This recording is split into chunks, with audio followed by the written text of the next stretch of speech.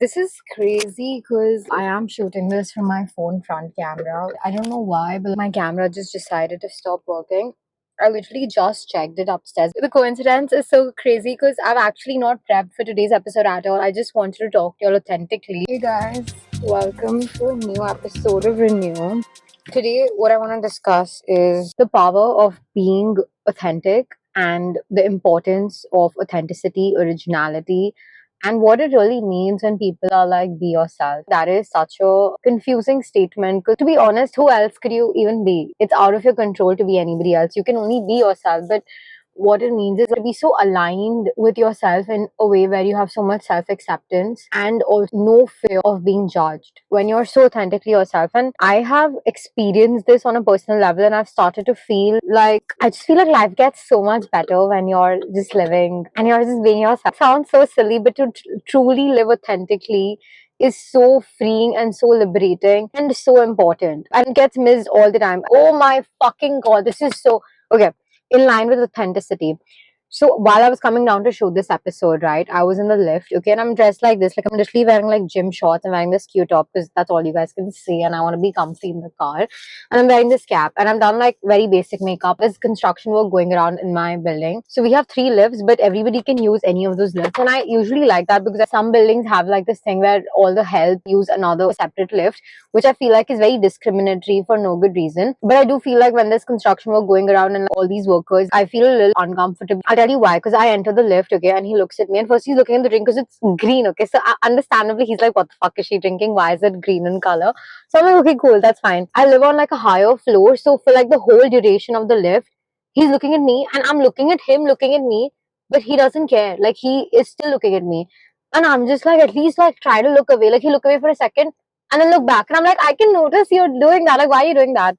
So this happens to me with like random men, and also in the gym I've noticed that I get very uncomfortable when all those trainers are looking at me, while working out. Initially I used to feel like they're probably like looking at my form and they're like, she's not doing it right, or maybe they're making fun of me, and I would get really conscious about it because I was very like new to, like, especially up while training upper body. I saw this reel recently on my Instagram where this girl really changed my perspective on a lot of things. Obviously I'm a creator, I audition, all that. Like, it's no surprise that I want to get famous, I want to be a celebrity, all that. But I am not comfortable being looked at. If imagine I am an A-list celebrity today, wherever I go, people are going to look at me, they're going to approach me, they're going to stare at me regardless of whether they want to take a picture with me or not. They are going to look at me, and if I'm not comfortable while someone's looking at me in the gym when I'm working out, okay, if today, like, say Deepika Padukone or Alia Bhatt is in my gym, okay, and they're working out, I will look at them. Like, I'll want to see what they're wearing, what workout they're doing. I can imagine that everybody else in the room will also look at them,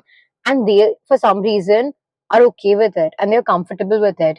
And I realized that energetically I was blocking that shit out for so long by getting so defensive in my headspace and getting so uncomfortable. And obviously the response is really important because you need to understand and your gut feeling and stuff. But I know that I'm in a public place and their stare is making me uncomfortable, but they're not going to the extent of doing anything. They're not talking to me, nothing. Most of the time it's mainly just like, you look at a diamond, if whatever's shiny, right, you're gonna look at anything that shines. That just makes sense. So if I am working out, I'm feeling myself, I'm looking good, and if people are looking at me, I need to allow it energetically, and I need to authentically, that is me being like my authentic self. I realized that by being uncomfortable, I was signaling to the universe, and just the energy that I was releasing is that I'm not comfortable being perceived by people or being stared at. And that is literally against what I'm working towards, okay, of growing, my audience, my following, for people to recognize me, all of that. So I can't be uncomfortable with it. And once I realized that, now it's created such a shift. Like, now when this worker was looking at me,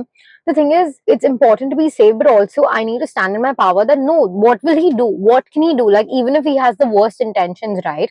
I trust myself enough to know that I can take care of myself and I can handle the situation, which is really important. So I know that, okay, he's just looking and it's harmless because he's maybe thinks I'm super weird, like what the fuck I'm wearing. Like, this is like amusing to him and that's why he's staring. And in my head, I allow it. Like, I don't fight it. Of course you're looking. Like, look at me. What's not to look at? And once I realized that, I stopped fighting the present moment also. Now, speaking of authenticity, I have always tried to be like other people in my life. I get inspired very easily, okay? I will look at people and I will love like these certain qualities and traits that they have, and I will want to adopt that for myself. And it's great to take inspiration. I think it's important for you to grow in life, and you can't be like stagnated. You will change throughout. But some things are so authentic to me that you should not fight your true nature to be like someone else. You can incorporate some habits and behaviors, but I don't think you should change your authentic self. I have this cousin, okay, that I really admire, and he was always so cool and he was so magnetic. Like people are just drawn towards him, okay. And I would always be like, I want to be that outgoing, and I want to be like that. And my dad would always tell me that, like, you're a footballer, he is playing hockey, okay. So you cannot play hockey because you're not someone who plays hockey. Like, does that make sense? Basically, the point is that a pigeon does not look at a sunflower and is like, oh my god, I want to be a sunflower, she's so beautiful. A pigeon has its own purpose in life, and a sunflower has its own purpose in life, and they both have their own strength. If a pigeon tries to be a sunflower, then what? Who the fuck will be a pigeon?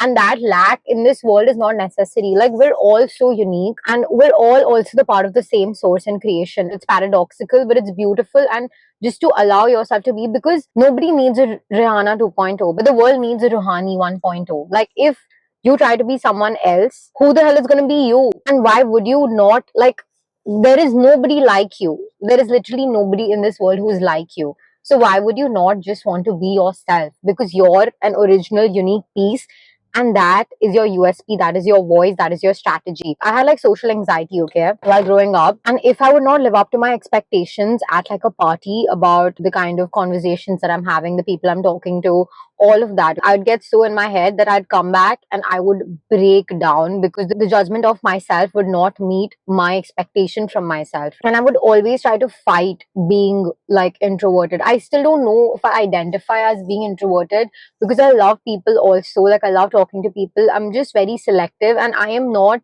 someone who wants to talk a lot all the time. Okay. I admire people who do that. That is something that I'm always drawn to, that energy, because it's so lively. But I don't fight it anymore. I'm just so comfortable and accepting of myself. Even if I'm at a wedding and there are hundreds of people, okay, and I'm supposed to interact and talk to them, whatever it might be, if I'm not feeling like I want to talk to you or communicate with you, I will not talk to you, and I'm not going to beat myself about it, because this is me. This is who I am. So while growing up, I was obsessed with How I Met Your Mother, okay, and especially Robin's character. And I always thought that this is who I wanted to be. I just wanted to be like that cool girl who drinks whiskey, watches sports, just like the perfect girl, according to, first of all, from a guy's point of view. Like, it's written by like a man. Okay, so first of all, as a child, obviously I did not have the understanding of the intricacies behind media and its effects, but I was extremely influenced, and I wanted to be super detached, and I thought love was cringe, and showing affection is cringe, and PDA is cringe, and just any form of like physical display of affection, okay, whether it's platonic in a relationship, would make me uncomfortable. Also, a little bit of it matched like my upbringing as well, because crying or showing any sort of like negative emotion, okay, we were made to feel like we're weak, or it is not that deep for you to like actually do those things.